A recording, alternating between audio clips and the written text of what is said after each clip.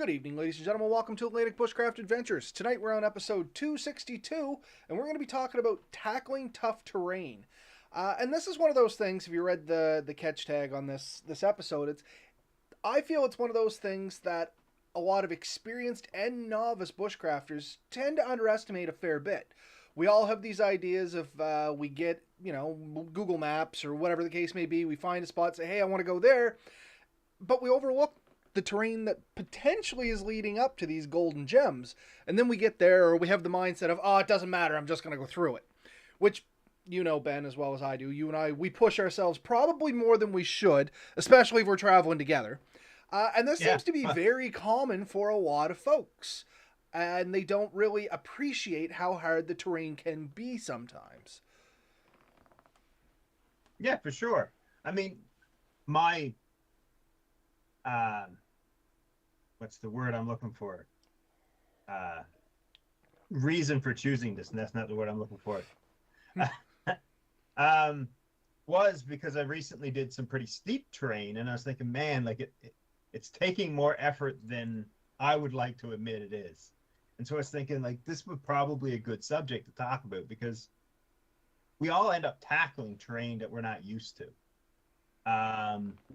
And I'm going to say that when I was in the search and rescue, we used to do just like compass bearings. So it didn't matter. You know, there was a tree in your way, you went through it, over it, around it, but you had to stay on that bearing. So you had to walk a pretty straight line, which meant you went through some pretty rough terrain sometimes. And there's definitely things we need to keep in mind when we're dealing with that. So, for sure. No, absolutely. And I remember experiencing it once again, beating a dead horse here, but with the old PGIs, much the same. You had to pick either north or south bearing, and you had to travel in a straight line. Offsetting and stuff, which we'll start talking a little later. You really couldn't do that because it would screw up the PGIs. You know what I mean? It had to be basically straight. And yeah, you can get yourself into some real hairy situations. And you know what? It's not always the up and down. And I mean, I'm kind of tipping my hand to what we're going to talk about a little later. But some of the hardest terrain that I have experienced is just thick brush. You know what I mean? It's hard to get through. It's always picking at you.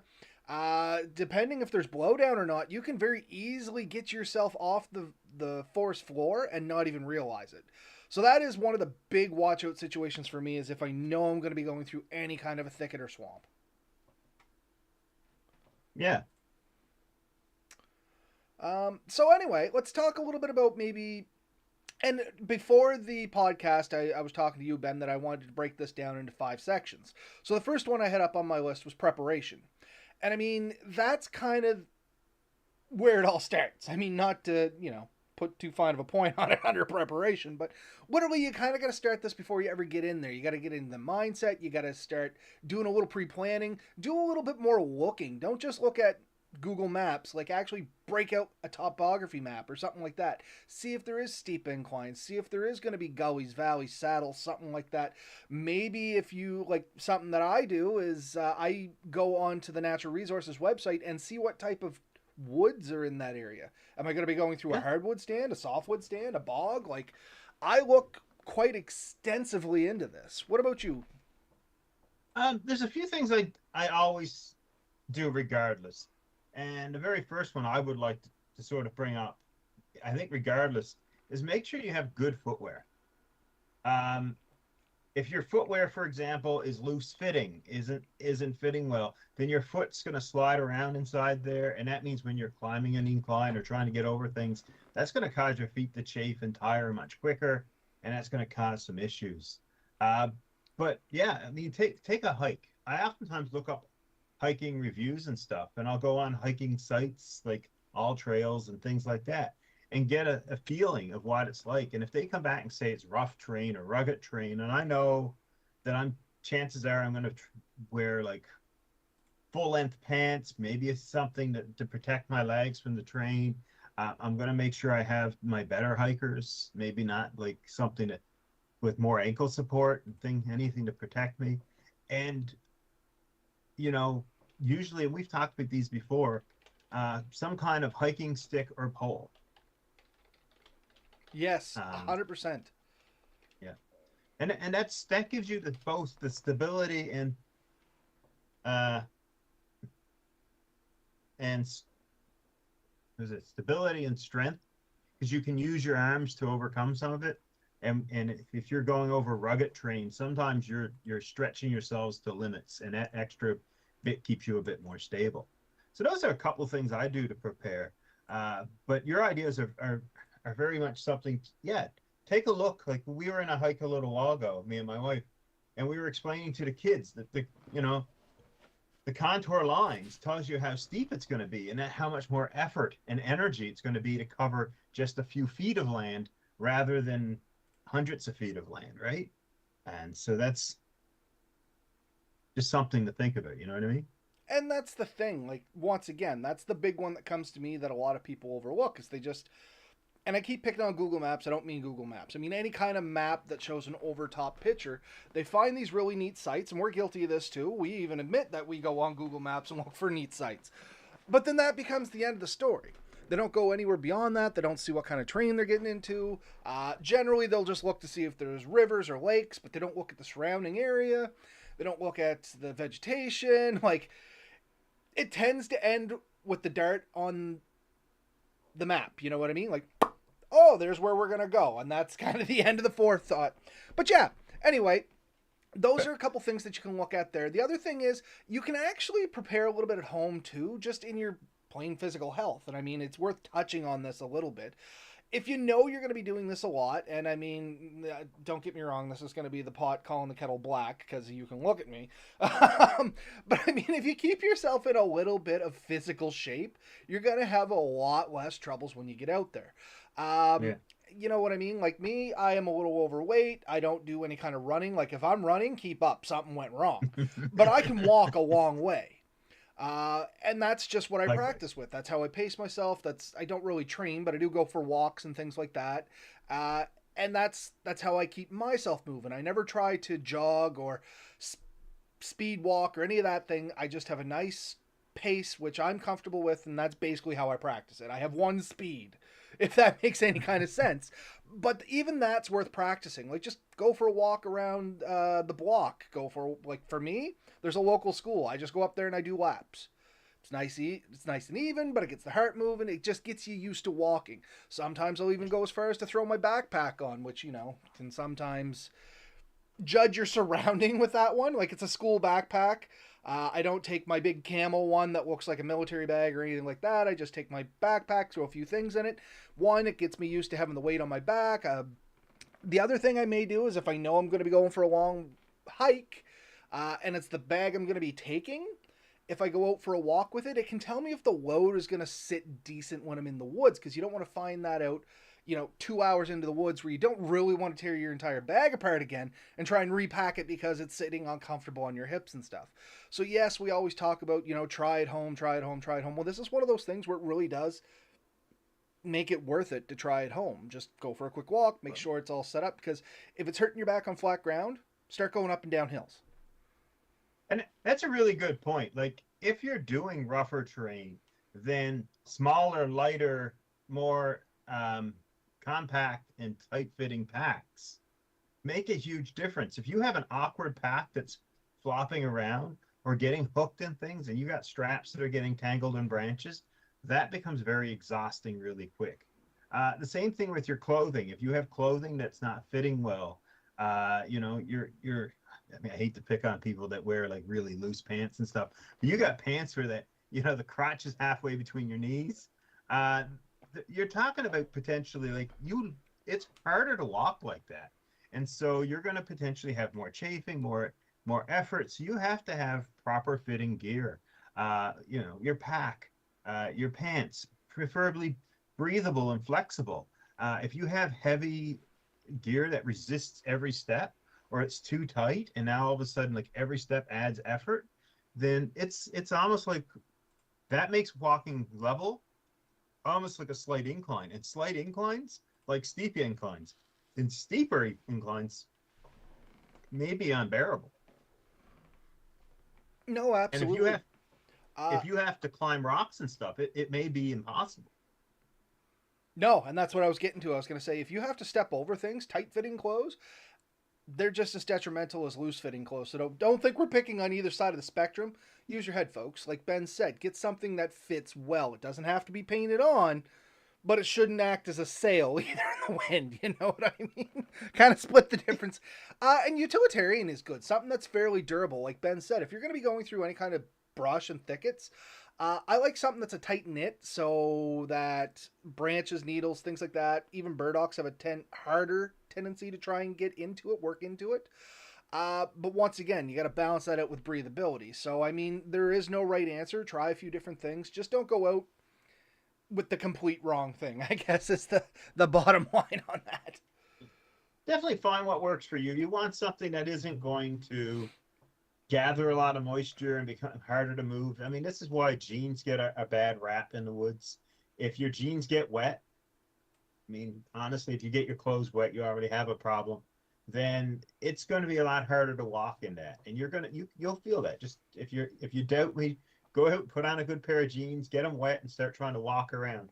And until they dry, and it takes a while, you're going to put much more effort into each step than you would have before. And if you have to work hard, that's going to be a rough trip. No, So you're 100%. prepping. You're And prepping.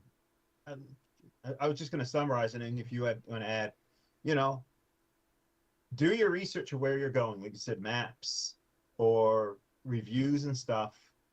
Make sure you have the right gear, and we're saying all across the board, from your footwear right to your hat, honestly, and make sure your pack is properly packed for that type of trip you're doing. So far, is there anything to add to that? no, actually, I was just going to say this. We kind of started talking about it, so it's a good segue into the next section I want to talk about, which Yeah. was literally mindset or mental preparedness. Once you find out where you're going, don't get discouraged that it's going to be rough terrain. Like, you don't have to go places where. Sorry, let me back up. If you see bad terrain, don't automatically assume you can't go there. You just kind of got to get yourself ready. As we talked about preparedness, physically, your gear and stuff like that, there is also some mental preparedness you got to do. Realize that it is going to be kind of hard going. It's going to seem longer because you're not going to be covering as much distance as you normally would in, flat ground. And that can get discouraging mentally. If you are used to, say, walking, let's throw a nice easy number out there, 5 kilometers an hour. You know what I mean? And all of a Yeah. sudden you're in real rough terrain and you're doing maybe a kilometer an hour. It gets real discouraging real fast when you're like, you pull up your GPS, you're like, holy crap, I've been walking for an hour and I can literally throw a rock almost to where I was. You know what I mean? And this happens quite often. And it is one of the biggest discouragers I see for people that prevent them from going again. So you kind of got to get your mindset right before you go in. Realize it is going to take a little longer. Prepare for it. Have a few extra breaks. Don't expect to go as far to set up camp. If you know you're going to be going through really rugged terrain, don't plan to make camp in 30 kilometers. You know what I mean? You're going to have a bad time. And not only that, if you don't get to where you want it at the end of the day, if you overreach a little bit, you'll tend to push yourself, especially if you're almost there. Like, it's only another 2 kilometers, but it's starting to get dark. You should settle down, but you're like, I can make this, I can make this. And now you're walking at night, you're already overexhausted. There's a higher potential for things to go wrong. And literally, an ounce of prevention is worth a pound of cure. You know what I mean? So just take it in stride. Be more realistic about your mindset when you go out there. Yeah. I mean, the one I like to point out is anyone who watched the Alone where they had partners. They dropped each of the partners off 10 miles or 10 kilometers. I can't remember what it was, but it was 10, I think 10 miles away from each other. And it gave them the compass bearing to their partner. And it took them an average 10 days to reach their partners. And That 10 days means they averaged 1 mile per day. And if anyone decided they were going to do a hike tomorrow and that was their plan, they were going to only complete 1 mile a day, they would, you think that's foolish. But in rough terrain, when you're trying to use a compass and a map and orienteering type systems to get there, yeah, in really rough terrain, that is not only possible, but almost likely. Um, and so keep that in mind I that in mean, rougher terrain, nope, sorry, go but ahead. rougher terrain is significantly harder to transverse than um, easy terrain. And if you're on shore and you're by yourself, you're trying to eliminate risks, it is going to take a lot longer. No, absolutely. A prime example that I can think of here in the East Coast and a lot of the East Coast is going to be Hurricane Fiona.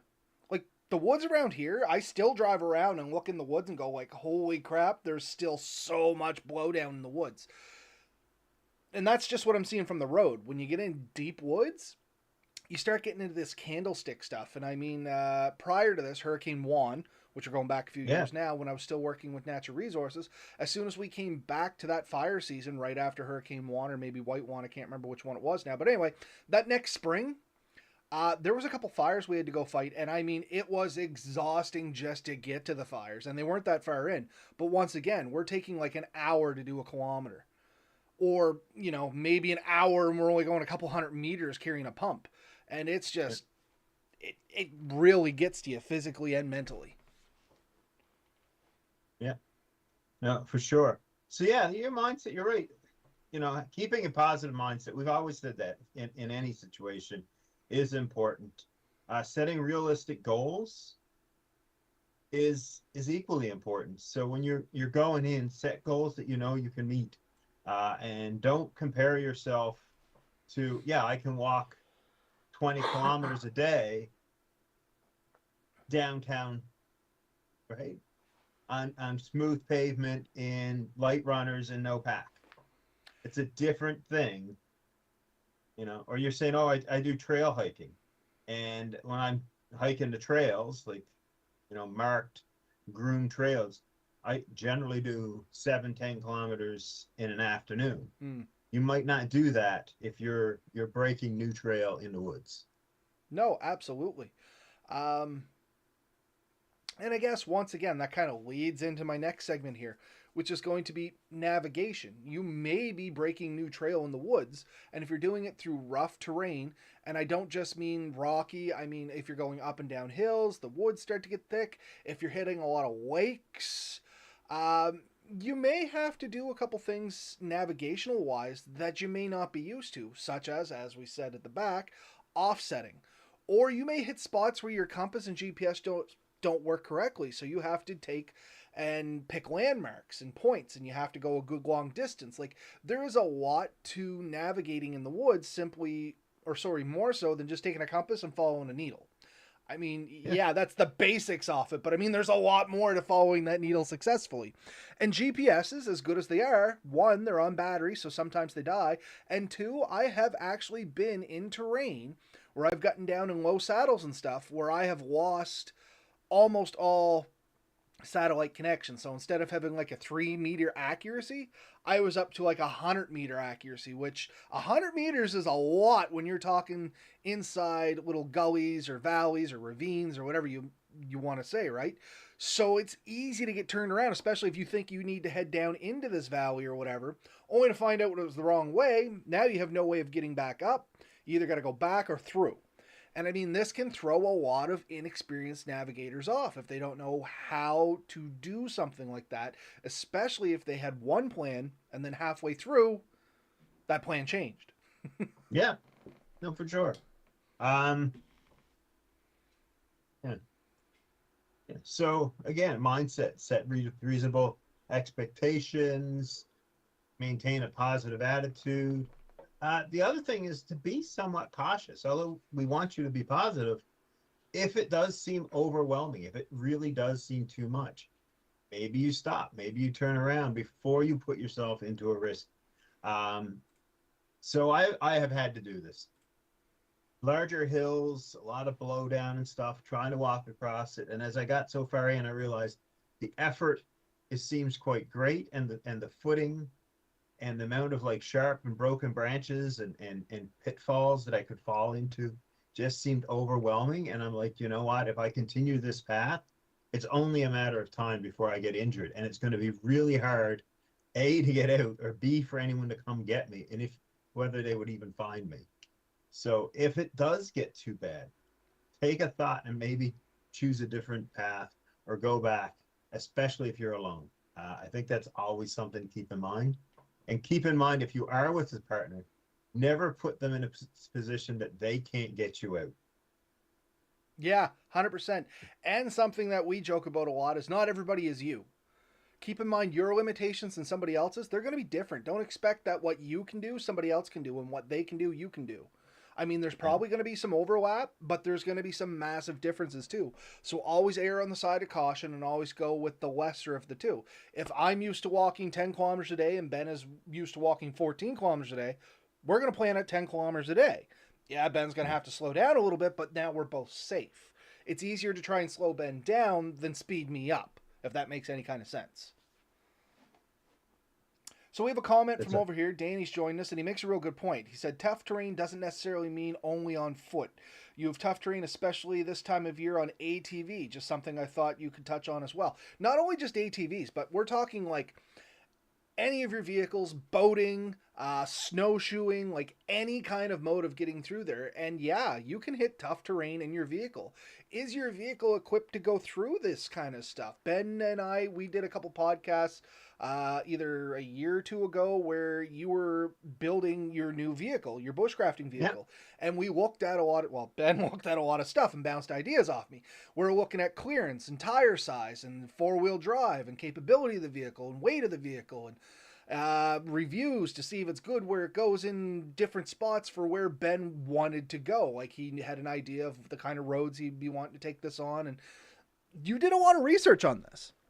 I did. And even this year, I took me and my daughter when we said, let's go camping. It was a bit of snow here. There was some icy stuff going on. I chose a couple of roads I wanted to do, and I got back, and there was a campsite that I thought was reasonable to get to. And as I was getting in there, a part of the road was quite steep, and it was a bit of a riverbed. So the melting snow and stuff created a bit of a river down the hill, and it had frozen. And I was looking at how other people had made it up there, and they had drove up into the ditch, and I'm sizing up the type of vehicle they must have had to successfully do it. And She's trying to be so stealthy, but it isn't working. yeah, um, we, I made the decision not to go any further based on a few things. One, we were by ourselves. We had one vehicle. We had no recovery vehicles should we end up in trouble. I did have traction boards. I may have had the come along in. I definitely had a couple of options to help me out. But I'm like, it's not worth damaging my vehicle and getting stuck and having to get someone else to come rescue me at that situation. We turned back and went down a couple other roads. We eventually found a place that we could camp quite well. We did go down some really snow-packed roads and had some great time.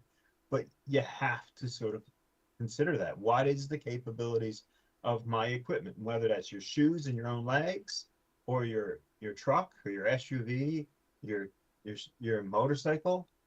Last year, I dumped a motorcycle on a mountain, Mm. and I pushed myself beyond my skill level. You know, I went and had to go back down that hill. Yeah, it's never a good time to find out your limit off in the woods. I mean, the reality is it happens and we have to change and make good planning. As Ben said, you have to kind of step in, realize, hey, I'm not comfortable with this. I got to do things a little safer. And on this whole thing, this time of year, as Danny is saying, it's real easy that you plan like a road you've been traveling or a trail you've been traveling in past years. Come spring, oh yeah, it's usually pretty good. You get out there, all of a sudden there's a bunch of blowdown, or there's a new mud hole, or there's a washout. So keep these things in mind and have backup plans. I mean, with an ATV, you never go wrong with a winch and a chainsaw. Like, there hasn't been a situation that I haven't been able to get myself out of with my little chainsaw and the little winch on the ATV. It's a 3,000 pound winch. It's just a small steel saw or steel, however you want to say it. And I mean, literally, I've made myself little bridges.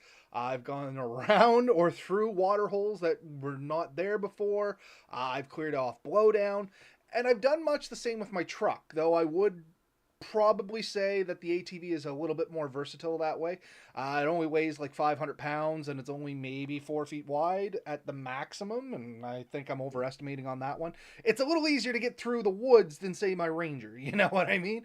So keep that in mind too. If you're taking your truck in, well, maybe you're going to need your chainsaw. Maybe you need come-alongs. Maybe the winch isn't going to do it, or maybe you want to invest into a couple ramps.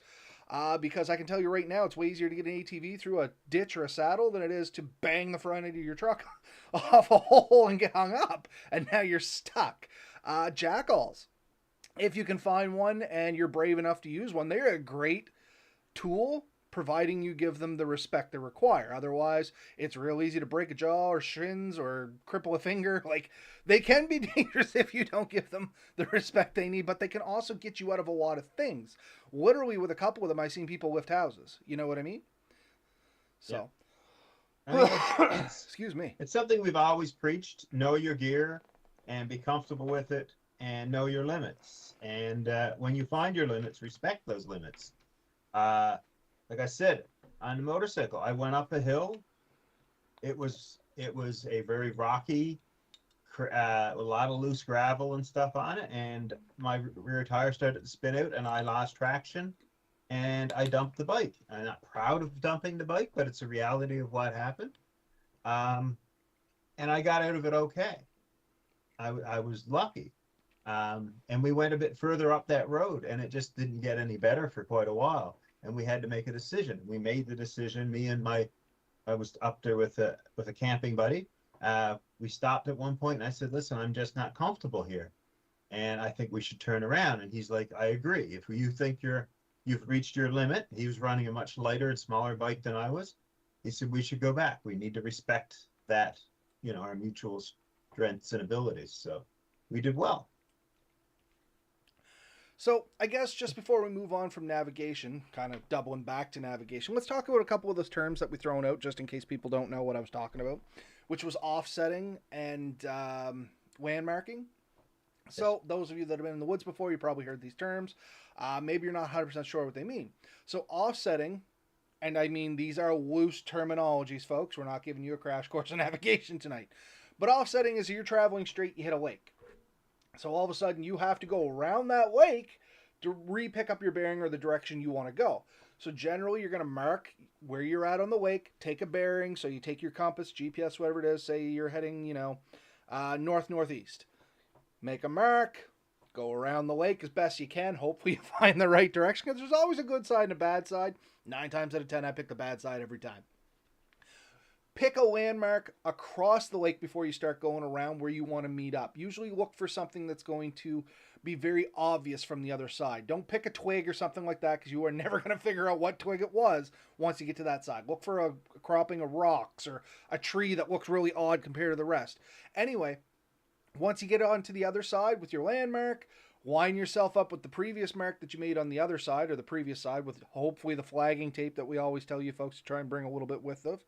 And retake your bearing, and you can keep going straight. And you guesstimate how wide that lake is. I mean, if you really want to get into it, you can pace it off, and you can get this pretty accurate. But guesstimate how wide it was, and that'll give you an idea of how much ground you covered going through it.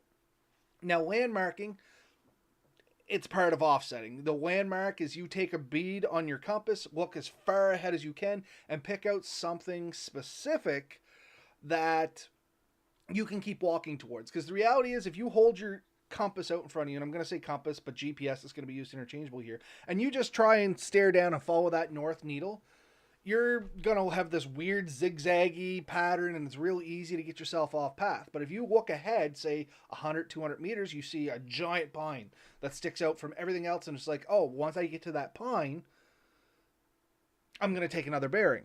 You'll find that, one, you focus less on trying to keep straight. You'll pick a little easier path as you're going. And 2, you actually end up walking straighter distances. And we actually did some experiments with this when I did work for Natural Resources on the GPSs. Literally going, okay, a buddy of mine who was working on the fire crew, Matthew, I said, you're going to pick a point every 100 meters. And I'm going to look as far ahead as I can and pick a point there. And the reality was, he was quite zigzaggy, you know what I mean? Like, it was never really a true north bearing, as where mine was a lot more straight. and I had a lot less trouble because he was trying to make these little corrections as he was going through the woods. So he ended up going, through thickets when he didn't have to, or through a swamp area when he didn't have to, or going over some blowdown when he didn't have to. As where I'm like, okay, I can still see my pine. If I walk around this blowdown, I just still go towards the pine. You know what I mean? Yeah. Yeah. One thing we could mention for offsetting, and this does work. I'm going to give it the most simple explanation you can get. There's more complex ways to do it. But say you're going in a north direction, so you're traveling north, and you come across an impassable object, and you can't find something on the other end to mark. What you do is you now choose to go east or west, choose whichever one, and you walk a specific number of paces. You can set that east or west. When you make it there, then you start heading north again, and then you choose the other direction. So if you chose east, you just go back west the same number of paces. So let's say it's an extremely steep hill or outcrop. You can't see anything on the other side of it. You need to get around it. That would be your method. You can use this for lakes and stuff too, and where you can't find anything on the other side to line off of. Obviously, every chance you get, picking a good landmark in the distance is by far the most straight method. But if you can't, the woods are too thick, you can't see around it. And the obstruction, I've been in the woods where there's big square shaped rocks in the way, and I need to get to the other side. That's the way to do it. It's something to definitely practice with, for sure. Yes, absolutely. And like I said, if you folks ever really want to have a chat on navigation, that would be a great topic to drag somebody on that maybe is a little better at teaching it. Well, Ben actually is way better at teaching navigation than I am. I know enough that I can get myself through the woods. I would never trust myself to teach somebody else how to navigate because a lot of things I do probably aren't the proper way, if that makes any kind of sense. I do a lot of shortcuts and have bad habits, but I've kind of changed the way I do things to accommodate them instead of doing it the proper way. And I would never want to repeat those bad habits over to other people, if that makes any kind of sense. So if you folks out there are interested, maybe on a chat with navigating or something like that, I'm sure we could come up with something. Yes. Just wouldn't be so much from me. Yeah, there's a lot to navigation, and that's something that there are really good people out there to teach it. And I highly recommend, if you ever have the opportunity to take an orienteering course, or to do an orienteering challenge, to try, because they build really good skill sets. And I have had a couple of opportunities to do those. Some I've taken up on, some I have chose not to for various reasons, but they are awesome to do. So I highly recommend it. Yeah. All right. So moving on a little bit, we've already talked about it a little bit through everything, but let's actually hit the nail on the head here. Risk management and assessment. Like I said, just know what you're getting into, and that comes back with the preparation and all that good stuff. But as Ben was hinting at here, and this is why we're only going to gloss over this a little bit, you may need to do a new risk assessment once your plan changes. If you're going down a road and there's a washout, well, that was a risk you weren't expecting, so take the time to take a step back, do a new risk assessment. Are you within your skill set to get through this washout? Is it beyond your skill set? Do you got the right tools? Are you, don't push yourself more than you have to, especially if no one knows where you're at or if the people you're with have, I don't want to say no skills, but let's say they're lacking in these skills. I know myself, I have a tendency to take a lot of newer folks out into the woods. It's a request I get a lot. I take them to a lot of common places.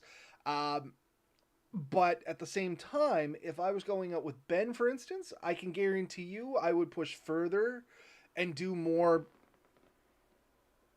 dangerous, I don't want to say dangerous, but more challenging things than I would with the common crowds I go out with. Yeah. And I mean, I think when I first really got into hiking in Nova Scotia, we had met a couple that seemed to really know what they were doing, and we went on a trip with them. And I think it was Devil's Jaw up by Economy. And about halfway through the hike, we realized it was going to get dark before we made it out.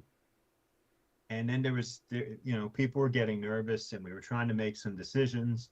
And the decision was, looking at the map, to cut the trail in half. And so it looked like, although we had done half a loop, if we just went west, we would end up at the beginning. So we left the trail, and 30, 40 minutes later, we ended up at the exact same spot as where we had left the trail. And I had known we were going off trail, and I had mentioned it, but nobody thought I was right. So we just kept going, and we came back. And I remember the sign, it said 24. And so we joked about the 2-4 sign. And then we decided to follow my advice, and we did make it out in time before it was too dark, and we were fine.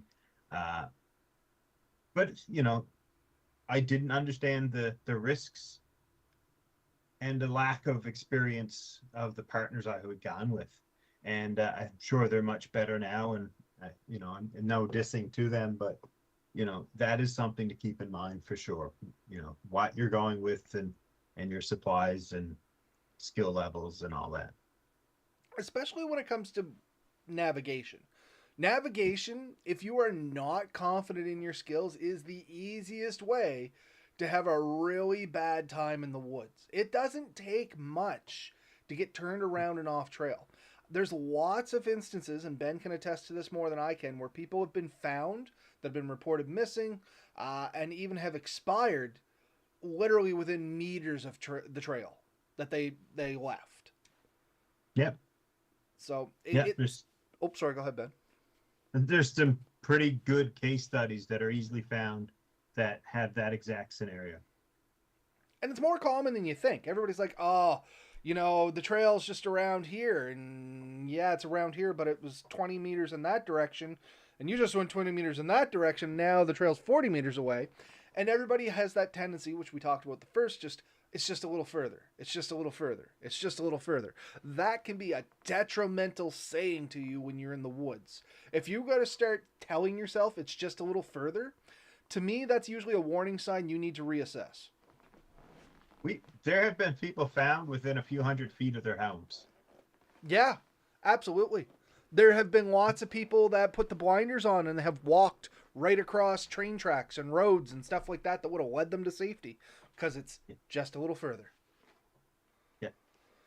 Yeah, 100%. So definitely things to keep in mind. And that gets back to what we said, mindset before. Keep a clear head. If you're down to a panic state and you're working on almost animal instinct, that's when you're going to walk past roads and walk past signs and miss the things. So keeping a calm, cool, and collected head is really important, and stopping to think about what you're doing rather than just doing something. It really can save you. I can't tell you the number of times just sitting there and listening has helped me find something or find my way out. Because you'd be surprised how far away you can hear a car or a horn or a radio. But if you're not paying attention to it, you'll walk right by it. And absolutely. So just, if you're really lost, just sit for a while and listen, and you'll pick it up. You'll know what's going on. No, for sure. And I mean, anybody that smokes, it's a prime time to have a smoke. About the time it takes you to have a smoke is about the time you want to stop and think about what's going on. And I'm not telling you just go out there and start smoking. It's not the best thing, but generally you want to sit for 5 to 10 minutes. You know what I mean? Sit for 5 to 10 minutes, build your stamina back up. As Ben said, listen. You'll be surprised what you find out just by listening, calming yourself, thinking. The big thing is don't panic. Panic? Yeah. I was trying to think of a better word for it, but yeah, don't panic. It's never that bad unless you make it that bad. I don't know if the Nova Scotian book used to have it, but the Canadian or the Newfoundland one did. When you were moose hunting, if you shot a moose and it went down, the suggestion was to sit down and have a cigarette. It literally used to say that, and then go check the animal, because they were more likely to pass out or pass on while you were waiting. But if you immediately ran up, it could run up and A, kick you, and or B, go a few hundred more meters before it expires. Passes on. Expires. Yeah. This used to be in the hunter safety for Nova Scotia as well. I think it's long since been removed, but I do remember it from like the late 80s and 90s because I think that's where I actually got it. You know what I mean? Because it came Yeah. back. I always carry it. About the time it takes to have a smoke is what you should stop and wait. Not only for tracking game, but to balance yourself, center yourself, reassess, whatever. It's that 3 to 5 to 10 minute window, depending. Yeah, it's funny how cultures change where that used to be a common thing in these books and A manuals. unit of measurement was one cigarette. They apparently never met my father because that's only a 30-second stop. uh, but anyway, yeah, just manage your risks. And that doesn't mean, at home, yep, I'm going down a dirt road, so I'm going to put my mud tires on, and there's a little swamp, so I'm going to wear my rubber boots. That's part of it. Once again, you get in there, reassess as things come up. And I guess the last thing I wanted to chat about on this a little bit is that kind of networking and teamwork support. So always have your contingency plan before you go in the woods, especially more important if it's going to be rougher terrain or an area you're not used to, or a lake you haven't been on, or ATV trails that you haven't gone down, or something like that. Tell somebody where you're going to be too, when you should be back, and when to send help if you do not make it back.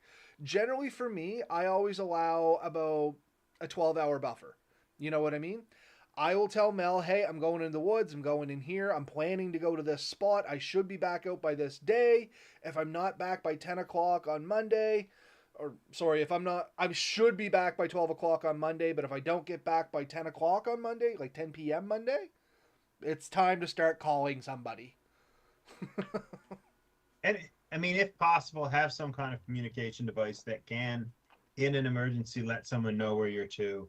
And that way there are going to be less panic. So if you don't show up in time, or if you are going to be late and you want to let them know, like, listen, trail is a bit rougher, or I found some issues and I need to deal with them, and I will be out, but I'm okay. Letting them know so they don't send somebody when they don't need to is equally as important as them sending someone when you need it. Oh, absolutely. And the thing is, cell phone coverage is getting better and better. About 70% of the time, you'll probably hit cell phone reception at some point in your travel. It doesn't necessarily mean you're going to have it when things go wrong, but at some point during your travel, you'll probably hit a cell phone signal. And it is worth taking a second and checking where you get those spots. And I'm going back to when Ben and I were at the waterfalls. There was one specific spot by the motorcycles where we could get cell phone reception. And I knew that's where we could get cell phone reception. And it was the first thing I told Ben was, Ben, this is where you get cell phone reception. Anything you need to do, you got to do it now. Because once we go that way, it's done. It ain't coming back. 100%. I think in the last 15 minutes, I think we could bring up what are some really common obstacles, and it goes with your buddy system that you will come across that you need to take care of. And you've mentioned a couple of things like blowdowns, fallen trees, and rocky areas where you have to actually climb over things.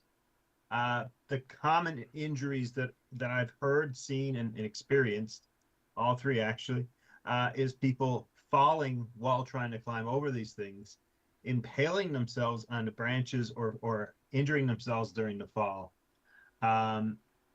or twisting an ankle. So there's a lot of risk when you're going over an object or climbing an object that isn't really stable or easy to go over. So if you're in a blowdown situation where large boulders and you have to clamber over them, extra care must be taken. If you have a buddy, get him to help you on one side. Use your walking sticks or poles to help secure yourself. If you can, set up ropes where necessary. But anything to stabilize yourself with your hands really does help when you're climbing. Absolutely. And you get a ton of balance that way. Just a real quick story on how easy it is for things to go wrong with minor slips. A fellow I used to know, kind of a friend, he was working in the woods, worked all day in the woods, and as he was coming out, he was just going up the little ditch to come back onto the road. And they had recently just gone through and they had done their trimming and stuff, right?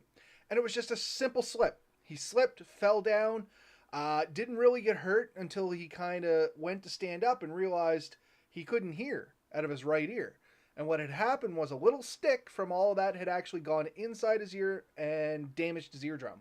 And now he Wow. has permanent hearing loss in that right ear. And I mean, there was no pain, not until he figured out what was going on. Like, it happened so fast that it was just a quick slip and he bounced right back up, never said a thing. And it was just kind of like, he kept rubbing his ear, and we're like, "What the hell is wrong, Corey?" And he's just like, "I can't hear anything out of my right ear. What's going on?"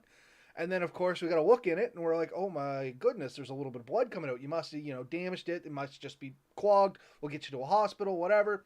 And yeah, he literally perforated the eardrum. Done. And it was just a quick down and up. You know what I mean? Didn't roll anything, just a down and up. It happens so fast. I had a cousin. Uh, he was climbing over a pile of driftwood right at the high water level. And you've seen that before. And he got about halfway up and he fell down and he landed on his ass and then fell over. And I didn't realize it, but he struck his head somewhere in that fall and ended up with a severe concussion and had a lot of like issues, and we had trouble getting him out of there. And so that was quite the story, actually. But yeah, very easy to happen when you're climbing over stuff. So a lot of care must be taken for that. Another one, holes in the ground. I did a search, I think it was Crystal Crescent in near Halifax or Crescent Beach, one of the two. We were searching off the side of a road and we found that the whole area was full of like large loose rocks, and there were holes that you could lose your whole leg in. And those holes, those open weak spots, if you weren't careful, if you weren't watching what you were doing, and it was dark, we had safety glasses on for a good reason, but if they were fogging up, so it was hard to see. If you weren't careful and you put a foot down one of those holes, you could easily break a leg. So that was always something that I'm always aware of. If you're walking around ground that's not overly stable, covered in a lot of moss or boggy areas, and you can easily fall down into, that's a huge risk. Keep that in mind. It doesn't take long to do some pretty serious injuries, but just having your foot drop a foot or two further than you expect, and your whole body going over and impacting. And I had, like, there's one during one of our podcasts, you'll see like my face was all bloodied and marked. I had jumped into a snowbank and had that same kind of impact, and I ran into the road. No, and once again, it just happens so fast. You know what I mean? And it can be so bad when it goes bad. Yeah. But yeah. Do we have time for a couple more? yes. We got all kinds of time. We got 10 minutes. Let's keep going. Other than blowdowns, and you know what? Crossing water in general can be bad. We're going to talk a little bit about boating, but especially if all of a sudden you have to cross it, like to portage across it, or you got to walk through some sort of body of water. It hides a lot of things. And especially if it's moving water. If you got to cross a river, even an ankle deep river, depending on how fast that water's moving, can have enough to sweep you off your feet and really cause you some hardships. So anytime I'm going to cross any kind of water, the red flags come out. I'm starting to plan things. I'm looking for the best place to cross. I'm looking for a walking stick if I already had one. Because then you can kind of get that third lag thing going on and brace yourself downstream. So if the water's coming this way, you take your stick and you brace it downwards. That way you don't get swept away as easy, especially if it's knee-high or higher water. And I mean, I have crossed some deeper water, and we're going to say chest height, and it's like, it shouldn't be any deeper than this. All of a sudden you step off into a hole and you're up to your nose. You know what I mean? This happens too. Now your gear's wet, and hopefully you didn't roll an ankle. Bigger rocks in the bottom of rivers, it's real easy to get an ankle down in one of those, and if the water pushes you a little bit, you can get stuck and twisted. It's just one of those situations where you really got to up your A game, if that makes any kind of sense. Yeah, and actually this is exactly where I wanted to go, and I got a few thoughts that you should consider. One thing is, we talked about how wet clothing and gear can be really detrimental. Depending on the time of year and depending on what the water is like and what gear I'm wearing, I have been known to shed gear to keep it dry. I have been known to switch my like I oftentimes, if I'm doing like a serious hike, I have shoes that are designed simply for water. Yep. So I do have what I call my portaging shoes or stuff, and they're these are Colombian. I think they're Drain Makers is the name on them, but there's a whole bunch of brands you can get, and they dry pretty quickly, and most of the water drains off. But I would rather not hike all day in wet boots. So if I can avoid it or wet pants, I will take my boots, my socks, my pants off. I will bundle them up and put them in my pack, and I will carry my pack up above my head if I can, or get or throw it across, or I'll get it through as safe as I can to keep it as dry as possible. Because I want my gear and stuff to be dry. And I'd much rather just have to dry myself off than dry a bunch of clothes off. Now, modesty and concern for maybe getting like indecent exposure may prevent you from being able to do that. And that's, you do have to consider the people you're hiking with and the area and how public it is. But if possible, shedding some of this stuff and keeping it dry is something to do. And maybe making a couple of trips if you have a lot of gear rather than risking everything at once. I really like your whole idea. It's one thing I have also seen done. If you have enough rope, run a rope across. This was the And so point I maybe, was just about to make. One was if you have multiple people, sometimes running a rope is the best way, not only to help you across, but to transport gear. I've seen it where we've run a rope above a river just to get our gear back and forth because it was easier because you had to use your extra hands simply to combat the quicker water. You know what I mean? Was it terrifyingly fast? No. But did you want to have all, a little bit more mobility going through it? Absolutely. so yeah, it's a pretty easy thing because you just go over with the rope and your stick, like your rope over your shoulder, whatever. You get across, you tie it, you pull it tight, your buddy back there, or you left it tied to a tree, and then you can go back and you have the rope as a security. Then you don't need the pole as much. And if you do fall, you can sort of keep yourself up and not go down the stream. Heavy current can sweep you off your feet much quicker than you expect, and it only takes a loose rock or a stumble, and all of a sudden you're in a world of hurt because that's a lot of pressure underwater. It doesn't take a lot of flow to undermine your ability as much as you think it would. Um, so yeah, and picking a good trail or a good path. You mean often you'll find a fallen tree or a portage route that others have used. Maybe walking up or down the stream a little bit to find a better spot is definitely something to consider. Oftentimes I find enough rocks I can skip across and not have to go in the water. But if I can stay dry, that is my preference. I found search and rescue didn't care as much for that. Oh, I'll just walk through it. I'm like, I don't want to get my gear wet. I have to use these boots tomorrow when I go for a hike. I don't want to have to And go that's the for a week. thing. Like, never underestimate dry feet. Like I am massive on taking care of my feet when I go anywhere, not in even in the woods, just around home. Like I have this weird thing about my feet, and I cannot stand my feet being in wet boots. You know what I mean? The first time Ben and I went out to the waterfall, I got my foot wet and I couldn't do it. Like I pulled the boot off, it had to dry. You know what I mean? I walked around without the boot on until it Yeah, dried because it adds to chafing, it adds to mildew. Like it can add to a bunch of problems down the road real easily. Not to mention if it's cold out, it's just cold feet. trench foot, infections, or chafing. If your feet are wet, they're more likely to chafe. Now they're wet and they're chafed, and the water's not necessarily clean, so your risk of infection goes way up. Everything adds up to this stuff. So I would much rather, go through it and get on the other side, dry off if I got to. If I have to take the extra time, I do. Um, but yeah, so that's another thing.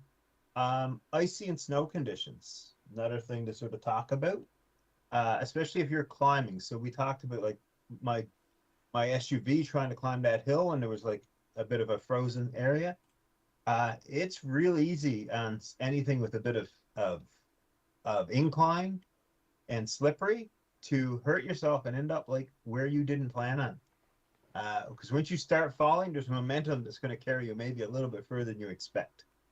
Um, and that's where traction devices. So either on your vehicle, chains or studs, or even on your your boots. And I mean, you might be surprised, but I guarantee you, I keep things like this around, like Oh, for a absolutely. reason.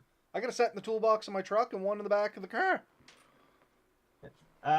Because a simple fall ruins a trip. Oh, It really absolutely. does.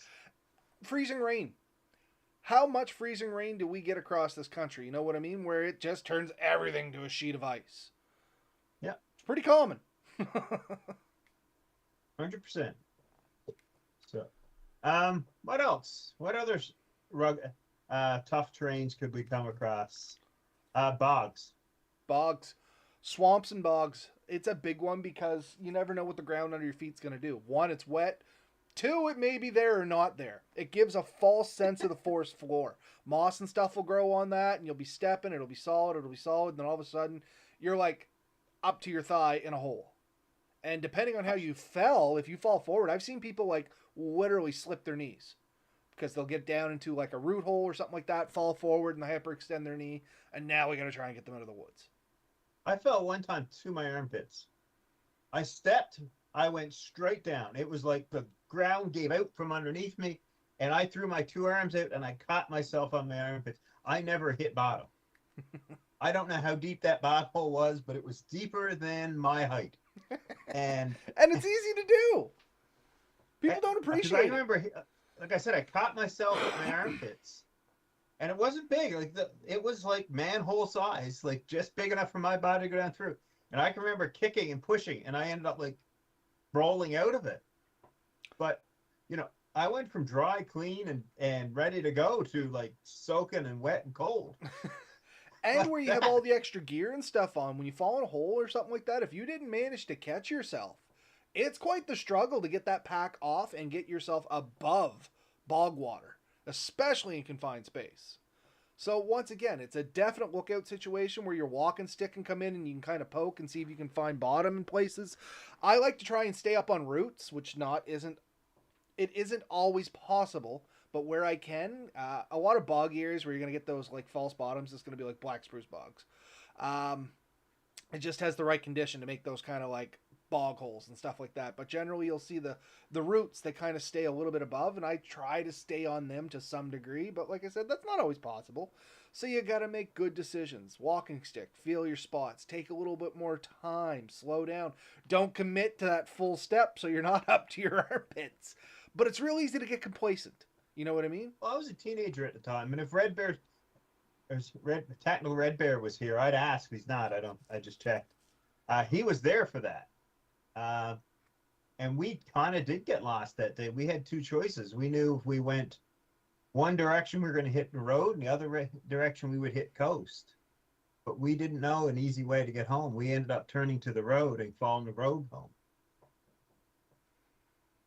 It happens fast. And I keep saying that through this, but that's the reality, folks, is everything happens fast. Nothing that's a lie. Things do progressively get worse. But when bad things happen, it's usually well, that went to crap. You know what I mean? Well, they cascade quickly, and they can, if especially if you panic and don't think of things through. Absolutely. Yeah. Sorry, go ahead. So, anything else? Any other trains we wanted to chat about? I mean, anything out of the ordinary is just to summarize and put it down here. Know yourself, know your capabilities, and anything that's challenging to them is going to be difficult terrain for you. If your ability is you walk on pavement and you can only do 2 kilometers, that means, even a field could potentially create new challenges to you. Just be aware of them, plan for them, take a little bit of extra time, and always be safe. Yeah, sure. Yeah, so I think we've covered things really well here. Um, yeah, I mean, rugged terrain is something that you're going to deal with. If you're going to spend any amount of time in the woods or bushcrafting, you are going to come across terrain that isn't smooth and simple. And I think we've always said, good footwear, and that's what I want to end with, is really important. And if you're like a trail runner and you're walking groomed trails and you have like low cut shoes and you're running, 7, 8, 10 kilometers an hour, and that's what you're used to, don't think that's what's going to happen when you get off trail. You're going to want to consider some slightly different gear, for sure. That's all I got for tonight. Well, very good then. Thank you for listening. We'll see you next week. Get out there and have a great time. Little abrupt ending, but that's literally all I had. So, That's all all we right, got. folks. We'll see you next Right on. week.